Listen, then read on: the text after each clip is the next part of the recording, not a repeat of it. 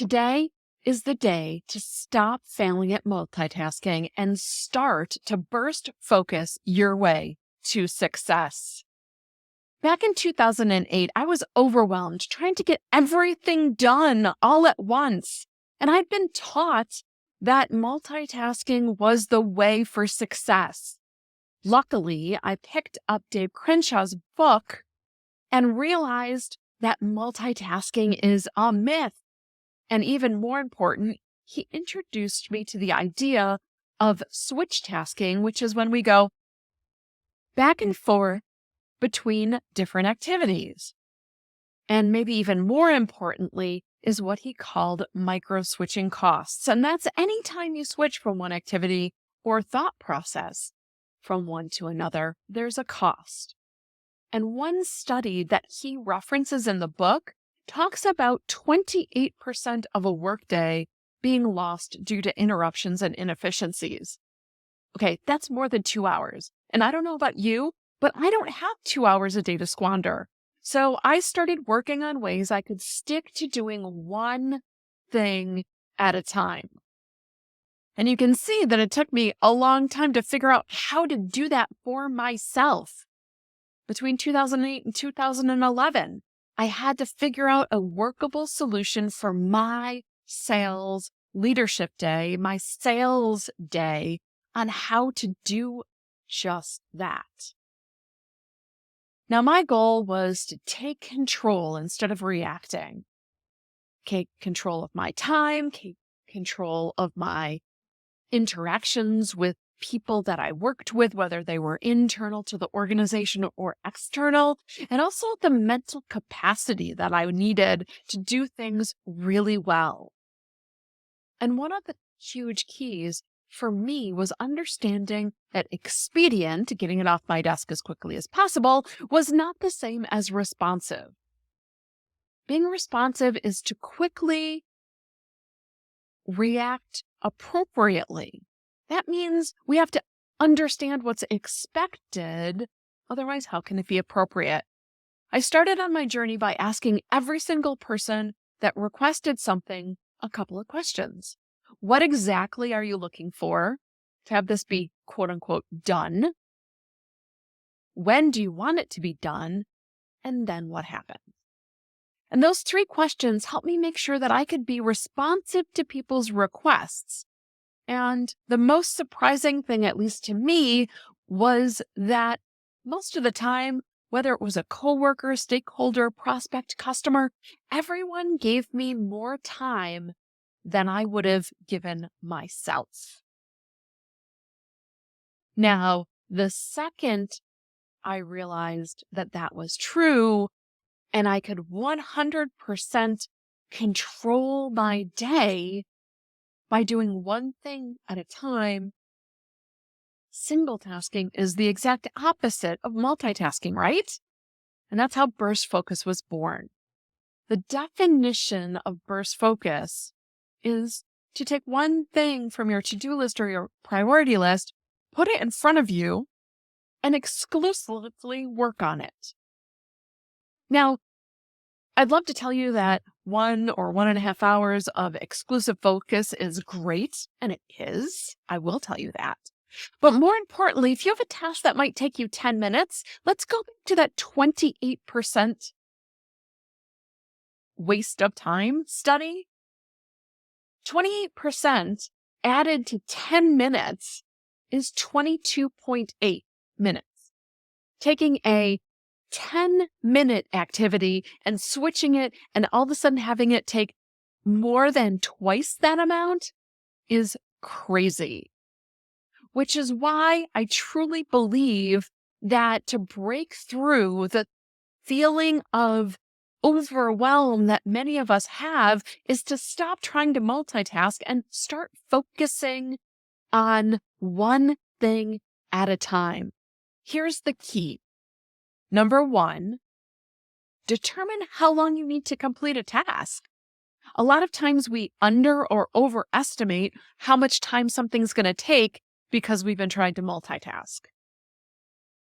Now, realize that your brain actually functions better with a firm endpoint And it will make it easier to set aside distractions if you know you can go back to how you normally do your day or used to normally do your day by saying, all right, I'm only going to spend 10 minutes on this. I'm going to spend an hour, but then I'm going to stop and give myself a little break. Pick clear steps to see the progress you're making towards completion. Sometimes I have to throw something over the wall and ask for help, right? Ask for information from someone else. So that's one of the steps to completion. So, all right, I'm only going to focus on this thing for 10 minutes because that's how long it's going to take me to write a good request to somebody else.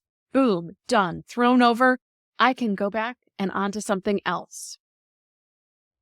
In my research with my clients, I have found that sales professionals can incorporate burst focus into their daily routine and amplify their productivity. Now, you may say, how is this different from a time block? Well, time blocks allow us to habitually have something in our calendar that we need to do, yet I've noticed something recently. When people have time blocks, they don't necessarily block their brain. People allow themselves to get distracted from the things that pop up on their calendar after they've been there a little while, or if something more shiny and bright and interesting comes along. Allowing yourself to be distractive makes it a veneer of a good habit, and that's what time blocking becomes. But when we burst focus, we push ourselves into a sudden intense effort, and we focus and direct our attention onto one thing for a limited period of time. So today, decide something is important enough to your own success to put the emphasis on the activity to achieve it, and start practicing burst focus as your habit. So stop distracting yourself, eliminate the need for a million Post-it notes, reminders to get things done. Block off your time to do one single task, whatever that task might be. Close out everything you don't need that might distract you. And yes, that does include turning off your email. It's a short period of time, 10 minutes, 15 minutes, a half an hour, an hour and a half. Then it's okay to turn off your email. Shut off IM. Put your cell phone on silent, maybe even tuck it in a drawer so you don't pick it up checking every second. At least that's what it seems like some people are doing. You have to be honest with yourself. Turning things off makes it easier not to cheat ourselves out of burst focus productivity. And only you can make sure you don't cheat. Many inside salespeople find that an hour is a good length of time. Other people have said they need an hour and a half to really make this work. No one has indicated that longer than that falls into easy monotasking. Again, we are looking to have a burst focus of time where we are only thinking about one thing and getting it done. So instead of cheating, pick a time frame that you can burst through and focus completely on the task at hand. So here are my tactical burst focus tips. It's not just important to pick how much time you need to do something. You also have to pick a time to do it in. So think of something on your priority list or your to-do list and just guesstimate for yourself how long you think it's going to take. One example people always use is forecasting. It needs to be turned into management on a regular basis. If you're a salesperson, to your manager. If it's a manager, to leadership to some kind of board that is usually needs those numbers. Well, think about how long it takes you to do your forecast. If instead of thinking of it as a weekly activity or a monthly activity, however you do it, what if you took time each day to update the CRM? Would that make it simple and quick to give your boss what's needed? Maybe you say, all right, at the end of every day, I'm going to take 10 minutes and update everything so it's ready to go. Or if you're a weekly person, maybe 45 minutes into your week is enough to keep ahead of it. Another activity that needs to be done daily would be customer contact time. First, break it out into the type of calls and contact you need to make. Cold calls, qualifying, following up on orders, they all feel differently from each other, but they feel the same when we're making the same kind of call grouped together. All right, so you look and you say, all right, so I have a bunch of orders to follow up on today. It's probably going to have longer conversations. I need to schedule an hour and a half to do that. My cold calls, I need to get those out, but I really only am good at 10 at a time. So that's going to be an hour max that it's going to take me to make 10 cold calls because I probably am not going to talk to people. And even if I do, it's not going to be for that long. Once you have the what and you determine how long, then the next piece is when during your day will you burst focus through activity. I personally am way better at things that require brain power first thing in the morning. And my customers tend to answer early in their day. So I have to keep all of that in mind when I'm deciding when I'm going to do my burst focused activity. Also, when your session is over, stop, get up, stretch, let your mind rest, take a bio break, and then do something that requires less focus. Give yourself time to rest before you build your burst focus muscles by doing more than one round of burst focus a day. But just like the gym, you can't go in all out and say, I'm going to spend 8 hours burst focus. It doesn't work like that. Maybe right now you are allowed yourself to become so distractible that you can only focus for 15 minutes. It's better to focus for 15 minutes for a week and really not cheat, and then build it up to a half an hour, and then go from a half an hour to 45 minutes. Just like going to the gym, as you get stronger, your brain muscle is going to get more efficient. Now, music can help you concentrate.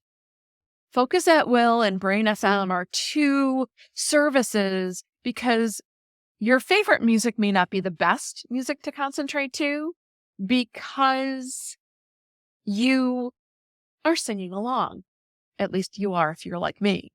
But there's this entire industry that helps people concentrate on something other than the music that they're listening to.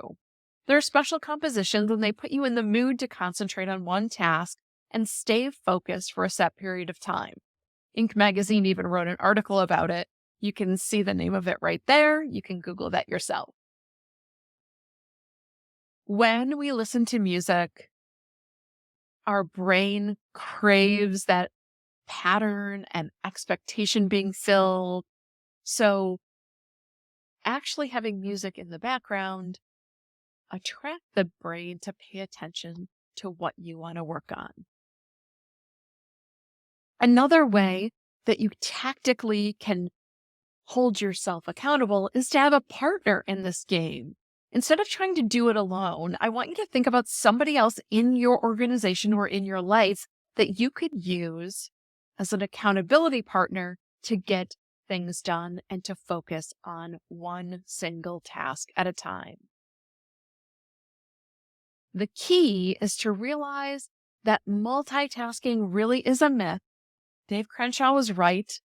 There's been studies done between then and now that are showing it even more.